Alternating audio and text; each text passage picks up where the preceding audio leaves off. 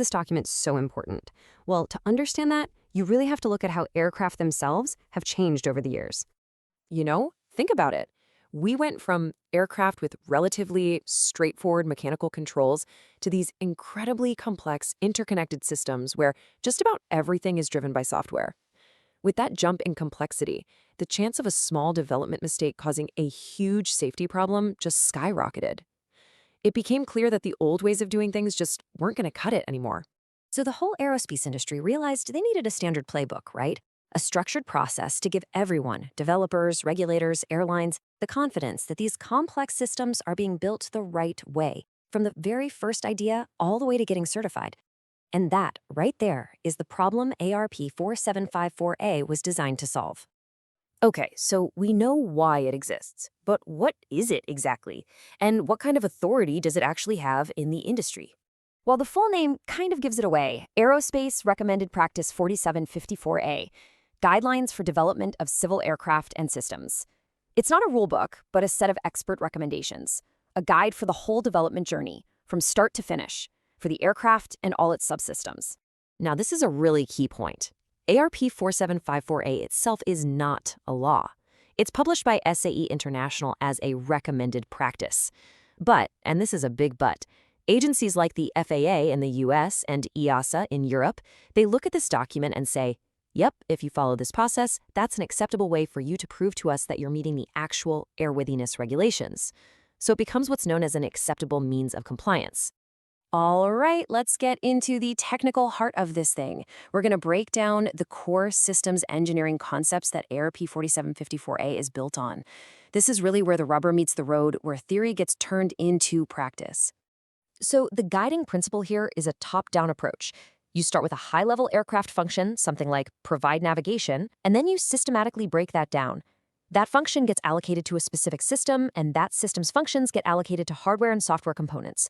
The whole point is to have a clear, unbroken chain of traceability from the big idea all the way down to the individual lines of code and the circuits on a board. And where does the safety part of this begin? It all starts with something called the Functional Hazard Assessment, or FHA. This is a really systematic process where engineers sit down and ask two critical questions. For any given function, what could possibly go wrong? And if it does go wrong, how bad is it? The answers from that FHA feed directly into the next step, assigning a Development Assurance Level, or DAL. You can think of the DAL as a rating, from A to E, that directly links how bad a failure could be with how strict the development process needs to be for that function. And this table here lays it out perfectly. If a failure could be catastrophic, we're talking loss of the aircraft, that function gets a DAL-A. That means it's subject to the absolute highest level of scrutiny and rigor. On the other end of the spectrum, if a failure has no effect on safety at all, it gets a DAL-E, and the process is much less intensive. It's a sliding scale of rigor based entirely on safety. The whole life cycle process that ARP4754A describes is often visualized using the classic V model from systems engineering. On the left side of the V, you have the design and development phase, breaking things down from the top. On the right side, you have the integration and testing phase, building things back up and proving they work.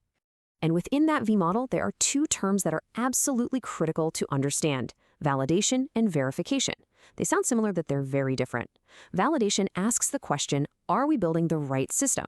It's all about making sure your requirements are correct in the first place. Get this wrong, and you could build a perfect system that solves the wrong problem. Verification, on the other hand, asks, did we build the system right?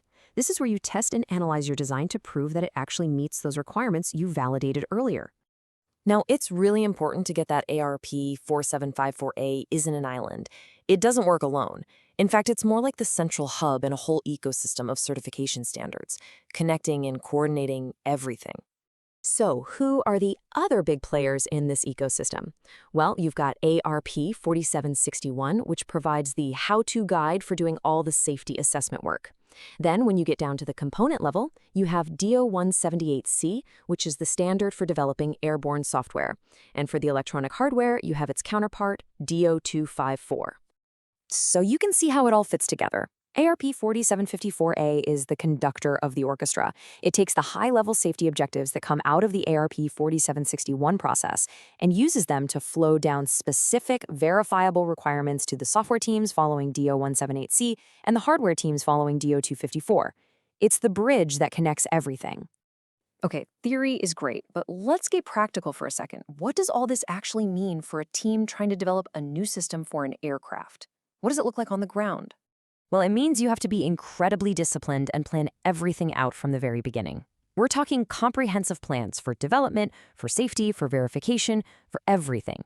And as you go through the process, you're creating a massive trail of evidence. All the documents, analyses, test results, and traceability data that prove you did what you said you were going to do. This is the package you eventually present to the certification authorities. So, let's wrap this up. If you're an engineer or any kind of technical pro in this field, what are the big ideas you absolutely need to walk away with? First and foremost, remember that ARP4754A is about the process, not the final product. It doesn't stamp safe on a box. Instead, its goal is development assurance. It provides the framework to make sure safety objectives drive the level of rigor in development. It creates that traceable link from top to bottom. And ultimately, it's about building confidence. Confidence backed by a mountain of traceable evidence that you followed a robust, safety-focused process. And that leaves us with something to think about for the future. As aircraft systems get more and more complex, with more autonomy, maybe even AI and machine learning, how do processes like ARP4754A keep up? The challenge of providing that same level of development assurance for these new technologies is going to be immense, and how we adapt these foundational principles will be absolutely critical for the future of aviation safety.